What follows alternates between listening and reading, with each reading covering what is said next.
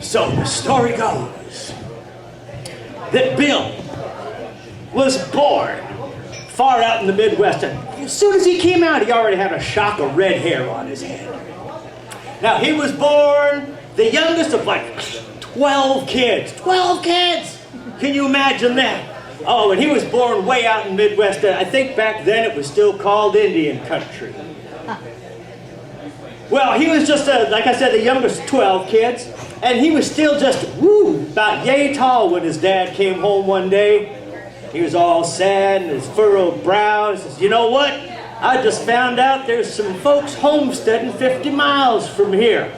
It's getting too damn crowded. We gotta get out of here. So, that's what they did. Mom and Pa, they packed up all the 12 kids and all their belongings, put it in a covered wagon, started heading west to Texas. Well, they went down the roads, then the roads gave out, and they became just trails, and finally the trails came out, and they were just going cross-country. Well, it happened one day, they were coming up on the Pecos River. And they were ragging as they were trundling along, all of a sudden hit a big old rock, poof!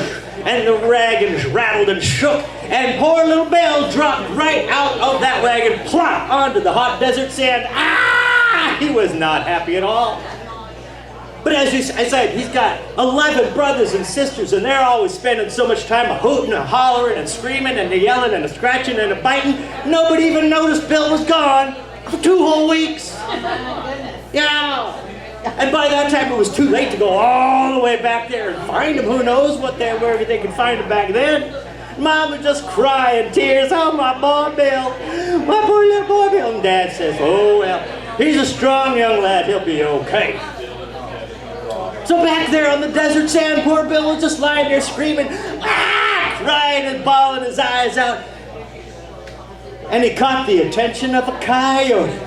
Why, Coyote heard that screaming and yelling at a caterwauling, and he came on over. And his old granddad Coyote, and he looked down and he saw that hairless varmint, some kind of critter he'd never seen before, but clearly it was in some measure of distress.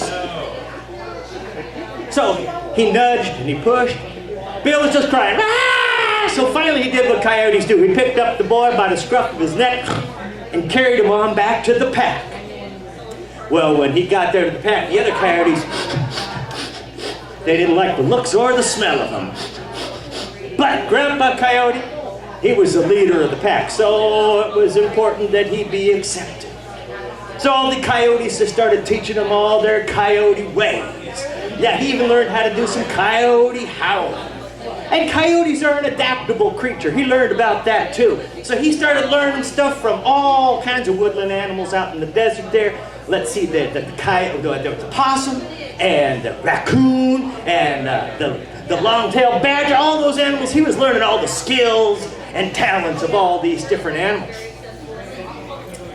Well, he was about 18 years old. Jump forward to when he's about 18 years old. By this time, he has grown entirely out of his clothes, and he's just running around buck naked like the day he was born. One day he was down at the Pecos River, lapping out of the water, just bending down to the water, lapping up like as a sea otter. And this old cowboy come walking up to water his horse at the Rio Grande as well, and he looked down at that naked man. Said, hell boy, what are you doing down there all naked like and lapping water like an animal? What's wrong with you? Well, Bill just thought, wait, I was trying to remember English. He'd forgotten all about human life. He struggled and he goes, oh, I'm a coyote. Hell no, boy, you're not a coyote. Look at you. Well, I got fleas. I must be a coyote. Hell, boy, all kinds of Texans got fleas. Doesn't make them critters. Coyotes got tails, right? You ain't got no tail. What? Wait, I can't find my tail. And, take a look at your reflection in the water down there. Take a look at that. Bill looked down at the water, looked up at the cowboy, looked down at the water, and up at the cowboy. I look more like you than a coyote. I pretty much look just like you, except I got clothes on. We got to take care of that. I'm going to take you back to the human world. Get you meet some of my boys." So he washed him off in the river there a little bit, get some of that dust and dirt off. He wouldn't touch his hair though. Bill would not touch his hair. He loved his hair. And he got himself some trousers that he carried in his pack, and the cowboy got them all dressed up, and they headed on back to the cowboy's ridge. Now, like the coyotes, the cowboys there, they didn't much like this new guy showing up. He was smelly. He would cut his hair or beard. He didn't know how to talk real well. He was always acting like a wild animal. But after a while, he started learning the human ways too, just like he learned all the ways of the animals. And he was learning all the cowboy ways, learning to wrestle cows and take them into market. He was learning all that cowboy stuff. But he really wanted to find himself a group of real tough men, strong men. I mean, these guys were pretty tough, but not as tough as the animals he grew up with. They're animals. So he was thinking about this, and one day he was in the chow hall eating his food when a couple of guys come running in. "Oh my God! Oh my God!" They're all in a lather. "Oh my God! They're coming! They're coming down our property. They're coming down the property. They're going to be taking us over. They're coming, and we better run because they're coming." "Well, who's coming? Who's coming, Bill?" "Hell's Gate gang. Oh my God, the Hell's Gate gang are coming. They're gonna get here any day. Oh my God. Oh, you know what? They bite nails in half for fun. Oh, they're the meanest birds. Oh, they're horrible." Bill thought, these sound like my kind of guys. Maybe they need a little taming. Where are these guys? You're talking about this Hell's Gate gangs. Ooh, it's about 100 miles east, but I wouldn't go there if I were you. They're dangerous. Well, that's just the kind of guys I'm looking for. So Pecos Bill, he headed on out. He got on a horse and he headed out east to find the Hell's Gate gang. And what about 20 miles down the road, catastrophe struck. His horse broke a leg in a rabbit hole. Right there. Oh my gosh, for a lot of folks that would just mean the end of the journey right there. Shoot the horse and go back home. But no, not Bill. Not Bill. Not Pecos Bill. That was the name they gave him because he found it by the Pecos River. Pecos Bill with a shock of red hair. Yeah, so Pecos Bill, where was I when Pecos Bill was here? Well, his horse just... Oh yeah, his horse broke a leg, that would stop anybody. Yeah, that would stop anybody. But not him. He picked up that horse, threw it over the shoulder, saddle and all, and he headed off and walking, carrying that horse through the desert, clear through the desert, carrying that horse, coming another 20 miles. Then all of a sudden, 20-foot rattler come jumping out of the brush. He was rattling away like it was a rainstorm. Oh, that rattler was coming up ready to strike.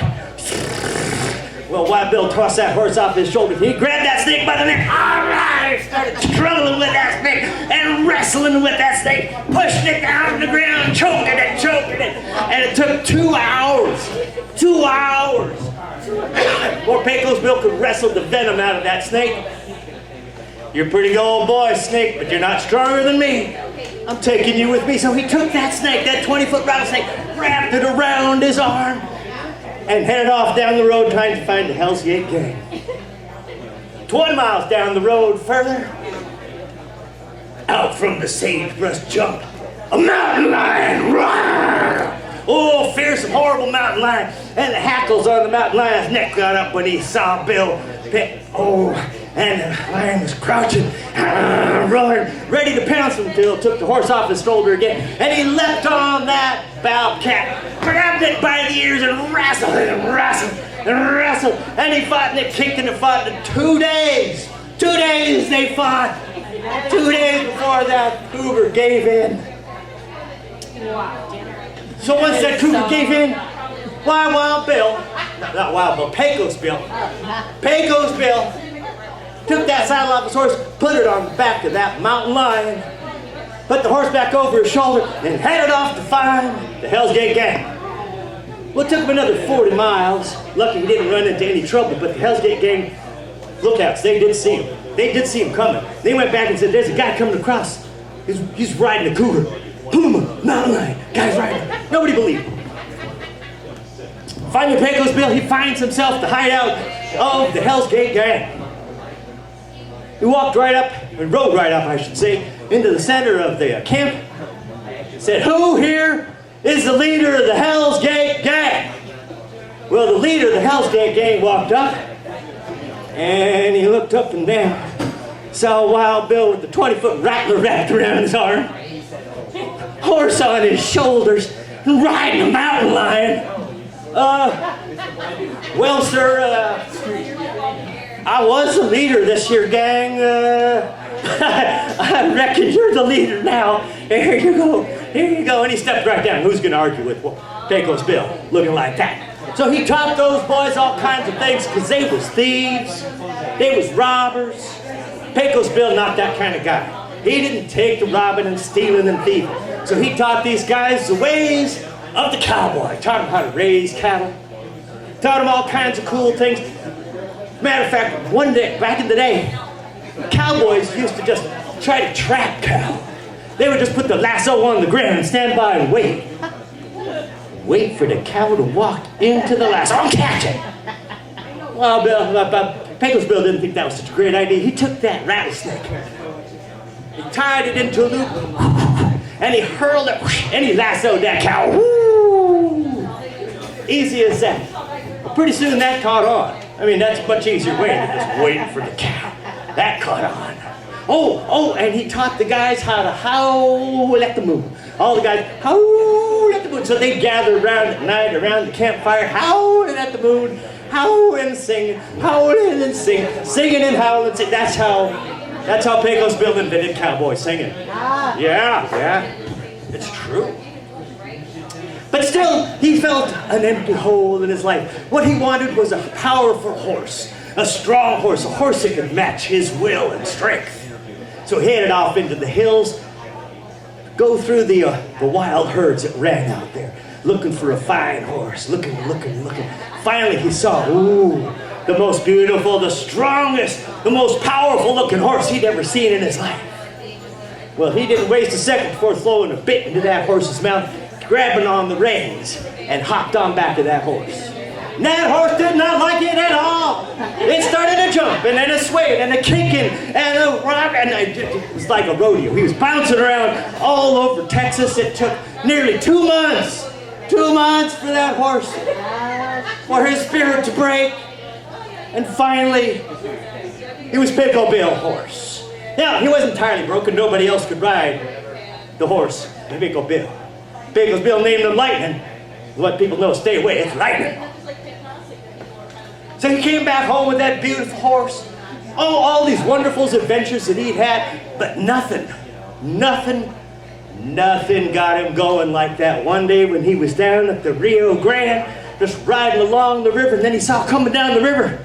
Oh my Lord, what is that? That is the biggest catfish he ever saw. It's a catfish the size of a whale. If that's not strange enough, right on the back of that catfish was riding the most beautiful woman that Bill had ever seen. Oh, he was so smitten. He goes, "What's your name?" And she rode the catfish, and she goes, "I'm Slewfoot Sue." She was gone down the river. Oh, Slewfoot Sue. Oh, his brain was a fever. His heart was all a bird. He must have this woman, must find her. Where is she? She was gone down the river. He searched for weeks and months all throughout the desert. And finally, he found her little cabin, way on top of a mesa, where she could be all quiet and alone like. Well, he bid her to go court, and that's what they did. They started a beautiful courtship, and it didn't take long for Sue to realize that Pecos was a man who could match her step for step. Somebody as strong and willful as she was. So they decided to get married. But Slewfoot Sue, she had two conditions. First, I want, the most beautiful, glorious wedding dress anybody's ever seen. And second, I want to ride lightning. Well, the first is not so hard, but riding lightning, that's, but, he loved her and he wanted to get married, so he agreed. So he got her the most beautiful, finest dress you ever did see. Huge hoops and the largest bustle ever seen in the Midwest. So they had a beautiful wedding. There was satin, there was lace, there was flowers, there were friends, and it was just glorious. And after the vows, why, Sue didn't waste 1 minute saying, "It's time for me to ride the horse." With everybody around, right after the vows, she hops up on that horse, wedding dress, bustle, hoops and all. Well, Lightning did not like that at all either. Only Bill could ride on Lightning. He started a kicking and a jumping and a swinging and just like that. Just like, oh, he'd get all mad. And so Sue got thrown out of the saddle. Matter of fact, that horse Lightning kicked so hard, knocked her way up in the sky. She flew over the moon, came back on down. So Bill's standing, he's watching her come on down. He's trying to catch her. Oh, here come my baby. Here she's coming. He's trying to catch her. And she comes down and he misses. She hits the ground and boing! Why, those big old hoops and that giant old bustle bounced her right back off the ground into the sky. Boing! So he's trying to catch her. Boing! And boing! And he's running around and she's just bouncing up and down across the desert. And he can't catch her. Until finally he sees a tornado coming across the land. He goes, "Ah, this is it for me." He grabs that snake, ties it into a lasso, and he catches that old tornado just like that. Hops on the back and rides it like a drunken bonko at a rodeo. She's riding that tornado across the desert, watching for Sue to come down out of the sky. She's coming on down, and finally he reaches out, moves the tornado, grabs her in his arm, and takes her down back home again. Well, some people say it didn't happen that way. Some people say she might just still be bouncing up in space up there sometime, never even come down. Maybe she started to come down and Bill never was able to catch her. Could have happened. The story I heard was that they rode that tornado all the way here to California. They come on down on a bolt of lightning, and after they got here, they found Bill's kith and kin. Folks moved on out to California, had folks to stay with. So then, Pecos Bill and Slewfoot Sue lived happily ever after.